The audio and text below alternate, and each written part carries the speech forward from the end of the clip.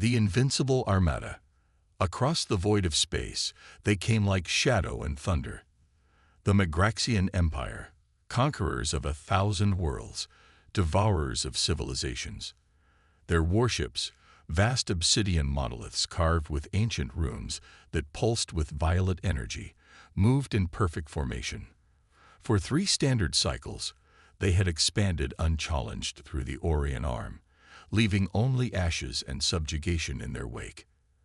Admiral Vexillar stood on the command deck of the Imperator, his flagship and pride of the Megraxian fleet. His scaled skin, iridescent in the dim light, stretched over a frame evolved for both beauty and dominance. 4 eyes, each capable of processing different spectrums of light, surveyed the holographic display of their next target.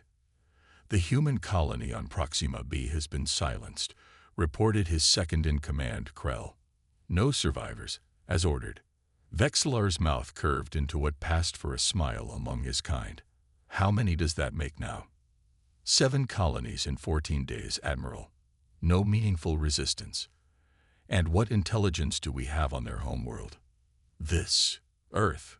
Krell manipulated the display, bringing up images of a blue-green planet, technologically advanced, but fractured. Multiple governing bodies, military capabilities roughly 2 centuries behind our own. Standard conquest protocols should suffice. The Admiral's talons tapped against his ceremonial armor. They've seen what we've done to their colonies. By now, they must know we're coming. Send the standard ultimatum. Surrender or extinction. Let's see what these humans choose. Across the galaxy, on that blue-green world, General Akira Hayashi stood before the United Earth Defense Council, his weathered face illuminated by the emergency lights of the underground bunker beneath Geneva. 28 military and civilian leaders from Earth's nations sat in grim silence as he delivered the news. Proxima b has gone dark, he said, his voice steady despite the weight of his words. That's the 7th colony in 2 weeks. Every attempt at communication has failed. Our long-range scans detected the same pattern. Megraxian warships enter the system, and all transmissions cease within hours. How many ships? Asked Counselor Abbas from the Arabian Coalition. At least 15 capital ships, possibly more. Their technology allows them to mask their true numbers. And how many have we lost? The question came from a representative of the African states, her voice breaking. Conservative estimates put casualties at 1 million colonists across all 7 outposts. Hayashi replied, "We must assume total loss." The room fell silent until Counselor Chenwei from the East Asian Alliance spoke. When will they reach Earth? At their current pace, 8 days. Chaos erupted in the chamber. Arguments about evacuation protocols, surrender terms, and last-ditch defense strategies filled the air. General Hayashi waited patiently until order was restored. "We have one option," he said finally. "One ship that might make a difference." He nodded to his aide, who activated a holographic display in the center of the room. A spacecraft unlike any in Earth's public fleet appeared, angular, asymmetrical, with strange protrusions and recessed weapon arrays across its hull. The EDS Defiance, Hayashi continued, a prototype vessel built using technology we recovered and reverse-engineered from various sources over the past 15 years. We've kept it hidden, even from most of our own military. It incorporates advancements that are generations ahead of our standard fleet. A single ship against an armada, scoffed the European Union's representative. This is madness. This isn't about winning a conventional war, Hayashi countered. It's about showing the Megraxians something they haven't encountered before, genuine resistance. The Defiance has capabilities that might surprise them. Who commands this miracle? Asked Counselor Abbas. Commander Maya Chen. Murmurs rippled through the room. Everyone knew the name. Brilliant but reckless. Court-martialed for insubordination 3 years ago during the Mars Rebellion. Later quietly reinstated and assigned to classified projects. A tactical genius with personal demons and a complete disregard for protocol. Is she stable enough for this responsibility? Someone asked. She's the only one who's ever successfully outmaneuvered Megraxian tactics in simulation, Hayashi replied. And she helped design the Defiance's combat systems. 2 days later, Commander Maya Chen stood in the hangar of Luna Base, staring up at the ship that might be humanity's last hope. At 42, her face showed the marks of someone who had seen too much combat, too many losses. A scar ran from her right temple to her jaw, a souvenir from the Mars Rebellion. Her dark hair was pulled back in a tight bun, regulation despite her reputation for breaking rules. She's beautiful, isn't she? Dr. Eliza Okafor approached, her lab coat fluttering in the artificial breeze of the ventilation system. The physicist had been essential in developing the Defiance's unique propulsion system. Though I suppose beautiful isn't quite the right word. Terrible, Chen replied. In the original sense of the word, inspiring terror, that's what we need to be. The Defiance wasn't sleek or elegant like the vessels in Earth's propaganda films. It was functional, brutal, a weapon built by people who understood they were running out of options. Nearly a kilometer long, its hull was covered in an experimental metamaterial that absorbed and redistributed energy. What appeared to be random protrusions were actually adaptive weapon systems that could reconfigure based on combat needs. Is she ready? Chen asked. As ready as she'll ever be. We haven't had time to run all the tests I'd like, but we're out of time, Chen finished for her. I know. Tell me about the crew. 287 of the most brilliant minds and skilled operators Earth has left. Many pulled from classified programs, some with records similar to yours. Chen nodded. Rule breakers and innovators, exactly what she needed. And the phase drive. Dr. Okafor hesitated. Theoretically functional. In simulation, it performs exactly as designed.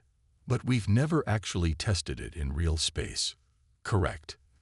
The energy requirements make testing problematic. Chen allowed herself a small smile. Well, no time like the imminent extinction of our species to try something new. 5 days later, the Defiance waited in the shadow of Europa, its systems running silent. Commander Chen sat in the command chair, reviewing the latest intelligence. The Megraxian fleet had accelerated. They would reach Earth's outer defense perimeter within hours, not days as originally projected. The bridge crew worked with quiet efficiency. Lieutenant Commander Jack Diaz, her XO, approached with a tablet. Latest scan data from the Titan outpost. 17 capital ships confirmed, dozens of support vessels. Any response to our hails? Chen asked, though she knew the answer. The same message broadcasted on all frequencies: surrender or face extinction. Standard Megraxian practice based on reports from other systems. Chen nodded. They're nothing if not consistent. Commander, called the sensor officer, Lieutenant Aisha Quaim. I'm detecting quantum fluctuations consistent with Megraxian jump signatures. They're arriving. All hands to battle stations, Chen ordered, her voice calm. Around her, the bridge transformed as crew members activated combat interfaces and defensive systems came online. Weapons hot, but do not fire unless I give the order. You think they'll talk first? Diaz asked quietly. No, but I want them to remember that we tried. Space rippled ahead of them, as reality bent to accommodate the massive vessels transitioning from quantum space. First came the escort ships, sleek and predatory, designed for quick strikes. Then the cruisers, heavy with weapon arrays. Finally, the Imperator itself emerged, a behemoth that dwarfed everything else in the Megraxian fleet. My God, someone whispered on the bridge. Stay focused, Chen commanded. Lieutenant Quaim, maintain stealth protocols. Lieutenant Paris, prepare to transmit on my mark. The communications officer nodded. Ready, Commander. Chen took a deep breath. This is Commander Maya Chen of the Earth Defense Ship Defiance to Megraxian Fleet. We request dialogue before conflict. There are alternatives to the extinction or subjugation of either of our species. Silence stretched across the void. Then, unexpectedly, A response came. A holographic projection materialized in the center of the bridge. Admiral Vexlar himself, his alien features arranged in what humans would later learn was amusement. Commander Chen, the translation software rendered his clicks and hisses into English. Your courage is noted. In recognition of this rare quality, I offer you terms beyond our standard protocol. Surrender, and 20% of your population may survive as productive servants. The rest will be processed as resources. Chen's expression remained neutral. That's generous by your standards, I assume. Unfortunately, humans have a poor history with servitude. We prefer dangerous freedom to peaceful slavery. The Admiral's upper eyes narrowed. Then you have chosen extinction. A pity. Your species shows potential. The projection vanished. Immediately, the Megraxian vessels began to move, forming their standard attack pattern, a three-dimensional net designed to envelop and overwhelm. They've locked weapons on Earth's outer defenses, reported Lieutenant Quaim. Orbital platforms are attempting to respond, but their systems are being jammed. Not yet, Chen murmured. Then, louder. Disengage stealth protocols. Full power to forward shields. Lieutenant Commander Dias, target the Imperator's left flank, not to damage, just to announce our presence. The Defiance shimmered into visibility, its hull absorbing the dim light of distant Jupiter and transforming it into an ominous glow. The ship's main railgun charged and fired, a hypersonic projectile that streaked across space and detonated just off the Imperator's port side. On the Megraxian flagship, Admiral Vexlar watched with surprise as alerts blared across his command deck. What was that? He demanded. A human vessel, Admiral, Krell replied, confusion evident in his voice. But it doesn't match any known configuration, and its energy signature is unusual. A hidden weapon. Vexlar's mandibles clicked in anticipation. Interesting. Perhaps they deserve more attention than I thought. Redirect 3 cruisers. Destroy it. Back on the Defiance, Chen watched as the Megraxian formation shifted. 3 cruisers broke away, accelerating toward their position. They took the bait, she said. Prepare phase drive. Dr. Okafor's voice came through the comm. Commander, the drive is charged, but I must again emphasize that we've never tested. Noted, Doctor. Stand by. Chen turned to her XO. Mr. Dias, the moment we phase, I want a full spread of adaptive torpedoes targeted at the lead cruiser's propulsion systems. Understood, Commander. The Megraxian cruisers opened fire, streaks of plasma energy that should have vaporized any human vessel, but the Defiance's shields, built with technology Earth governments had denied possessing, held firm. Phase drive activating in 3, 2, 1, announced the ship's eye. Reality shifted. The Defiance vanished from its position, the plasma beams passing through empty space. A heartbeat later, it reappeared directly behind the lead Megraxian cruiser. Fire, Chen ordered. Torpedoes launched from concealed bays, their guidance systems adapting to the Megraxian countermeasures in real time. Another technology Earth had developed in secret. They struck with precision, detonating against the cruiser's engines. The alien vessel didn't explode. Megraxian engineering was too good for that, but it spun out of formation, its main propulsion offline. For the first time in their campaign of conquest, the Megraxians faced an opponent who had drawn first blood. Turning the tide, Admiral Vexlar's 4 eyes widened as he watched the impossible unfold on his command display. The human vessel had jumped, phased. Whatever technology they had employed, it wasn't something his intelligence reports had indicated humans possessed. And now one of his cruisers, the Relentless, was drifting with critical damage to its propulsion systems. Reconfigure attack pattern, he ordered, his voice tight with newfound concern. All vessels, focus fire on that ship. I want its technology intact enough to study. On the Defiance, alarms blared as the entire Megraxian fleet adjusted its formation. They're all coming for us, Lieutenant Quaim reported, her fingers flying across her console. Multiple targeting locks. Commander Chen had expected this. Phase drive status. Recharging. Dr. Okafor replied from engineering. The energy consumption was even higher than our models predicted. We need at least 8 minutes before we can phase again. Chen nodded. Then we do this the hard way. Lieutenant Paris, broadcast to Earth Defense Command. Tell them to launch everything they've got while the Magraxians are focused on us. Incoming, shouted Dias. The view screen flared white as dozens of energy weapons discharged simultaneously. The Defiance rocked violently, its shields straining under the unprecedented assault. Shield capacity at 63% and dropping, reported the tactical officer. We can't take many more hits like that. We don't need to, Chen replied. Activate the Charybdis protocol. A moment of silence fell over the bridge. The Charybdis protocol was a theoretical defensive measure, developed but never tested under combat conditions. It would convert the ship's shield energy into a gravitational pulse, creating a momentary singularity that could disrupt enemy targeting systems and possibly damage nearby vessels. Commander, Dr. Okafor's voice was strained. The Charybdis protocol could destabilize our core. We haven't. We're out of options, Doctor. Chen cut her off. Execute the protocol. The ship's lights dimmed as power was diverted. A low hum built throughout the vessel, vibrating through the deck plates and setting teeth on edge. As the Defiance closed the distance to the Magraxian flagship, Earth's scattered fleet pressed its attack. The converted mining vessel rammed a Magraxian cruiser, its reinforced hull tearing through alien armor plating.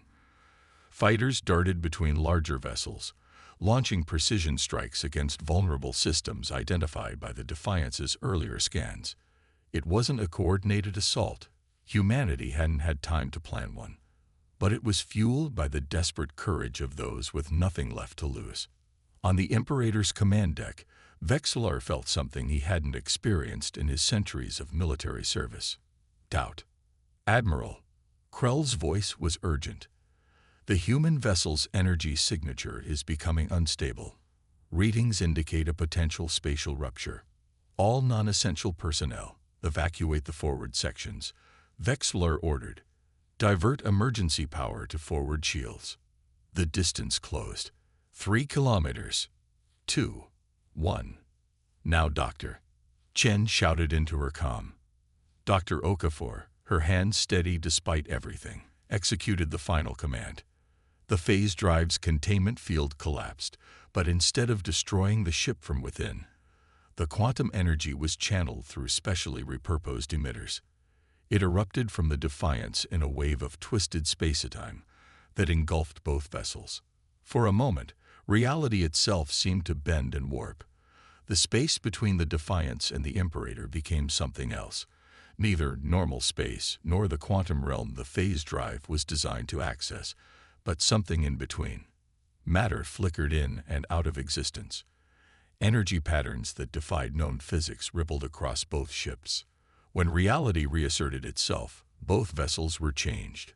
The Defiance's forward sections had merged with the Imperator's command deck in a grotesque fusion of human and Magraxian technology. Parts of both ships simply ceased to exist, while others remained strangely intact. Admiral Vexillar found himself alive but trapped in a section of his ship that now bordered a human corridor. Around him, survivors from both vessels struggled to comprehend what had happened. Commander Chen, bleeding from a head wound but conscious, pulled herself from the wreckage of her command chair. The bridge was open to space on one side, emergency force fields barely containing the atmosphere. Through the shimmering barrier, she could see the battle continuing across the solar system. Earth's forces fighting with renewed vigor as the Magraxian fleet, leaderless without the Imperator's coordination, fell into disarray. A movement caught her attention. Admiral Vexillar stood in what had once been her ready room, now fused with his private chambers. They stared at each other across the impossible boundary between their vessels. "What have you done?" the Admiral asked, his translator somehow still functioning. "Shown you that we're not easy prey," Chen replied. blood trickling down her face. That's all humanity needed to do. Around the solar system, the remaining human forces pressed their advantage. Without centralized command, the Megraxian vessels began to retreat, jumping to quantum space in groups rather than risk further losses. It wasn't a decisive victory. The Megraxians would return, perhaps with an even larger fleet. But Earth had done what no other world had managed.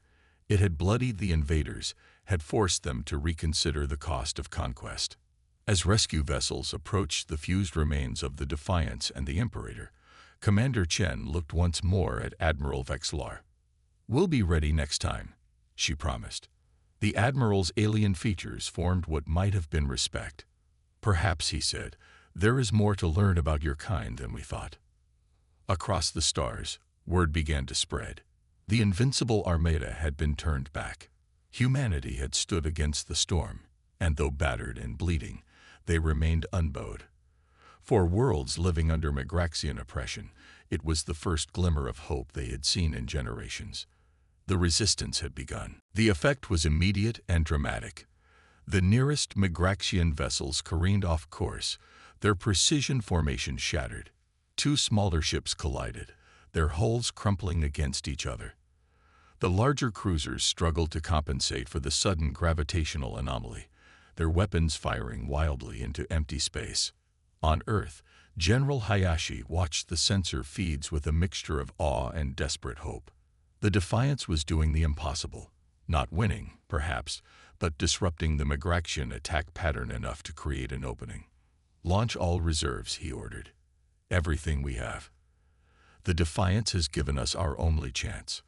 Across the Sol system, Earth's remaining defenses sprang to life. Missile platforms that had been hiding in asteroid fields revealed themselves. Stealth fighters launched from bases on Mars and the moons of Jupiter. Old battleships, refitted with experimental weapons, broke orbit from hidden docks around Pluto. It wasn't much compared to the Megraxian Armada, perhaps a fifth of their firepower at best. But it was all humanity had left to give. Back on the Defiance, systems were failing across the ship. The Charid-Dis protocol had exacted a heavy toll. Life support at 70% capacity, reported an ensign. Hull breaches on decks 4 through 7. Automated seals holding, but we've lost 23 crew members. Chen absorbed the news with a stone face, though each death cut her deeply. Phase drive status. 5 minutes to minimum operational charge, Dr. Okafor replied. "But Commander, the gravitational stress has damaged the containment field. If we attempt to phase now, there's a 40% chance of catastrophic failure." "Understood." Chen turned to her XO. "Mr. Diaz, what's the status of the Megraxian fleet?" "They're regrouping, Commander. The Imperator appears to be coordinating a new attack formation." And he paused, studying his display. "They're launching boarding craft." Chen nodded grimly. Admiral Vexlar had recognized the value of the Defiance's technology. He wasn't trying to destroy them anymore. He wanted to capture the ship intact. "All security teams to defensive positions," she ordered. "Arm the self-destruct sequence. Authorization, Chen Alpha 93. 10-minute countdown. Silent protocol." Diaz looked up sharply. "Commander, we're not letting them take this ship, Lieutenant Commander. But before we go, we're going to make sure they remember us." She stood, her decision made. "Helm, plot a direct course for the Imperator. Maximum thrust." "That's a suicide run," Diaz said quietly. "Yes," Chen agreed, "but not a meaningless one. Look." She gestured to the tactical display. Earth's remaining forces were engaging the distracted Megraxian fleet from multiple vectors. Without their perfect formation and with their attention divided, the aliens were taking damage, not enough to defeat them, but more than they had suffered in any previous conquest. "We've proven they're not invincible," Chen continued. "That's the message Earth needs right now. Not just our people, but every species that might stand against the Megraxians in the future." As the Defiance accelerated toward the massive Megraxian flagship, Admiral Vexlar watched with growing concern. His fleet was still overwhelming the human defenses, but not with the surgical precision that had marked their previous campaigns. They were taking losses, minor ones, but losses nonetheless. The human vessel is on a collision course, Krell reported, mandibles clicking anxiously. Their reactor signature is fluctuating. They may be planning to detonate. Evasive action, Vexlar ordered. All batteries target their propulsion. The Imperator began to turn, its massive bulk responding ponderously to the commands. Energy beams lanced out, striking the Defiance's engines. The human ship shuddered but maintained its course. On the Defiance's bridge, chaos reigned. Consoles exploded in showers of sparks as power surges overwhelmed circuits. Emergency lighting cast everything in a bloody glow. Engines hit, the Helm officer reported. Propulsion at 30% capacity. Maintain course, Chen ordered. Divert all remaining power to forward momentum. Commander, Dr. Okafor's voice came through a static-filled channel. The phase drive, it's destabilizing. The containment field is failing. Chen's mind raced through calculations and possibilities. Could we channel that energy? Direct it outward instead of trying to phase the ship. A moment of silence. Theoretically, yes. It would create a quantum disruption field unlike anything we've modeled. But, Commander, the effect would be unpredictable. It could destroy us along with anything nearby. Better than letting them take the ship. Chen made her decision. Redirect the phase drive energy. Target the Imperator's command section.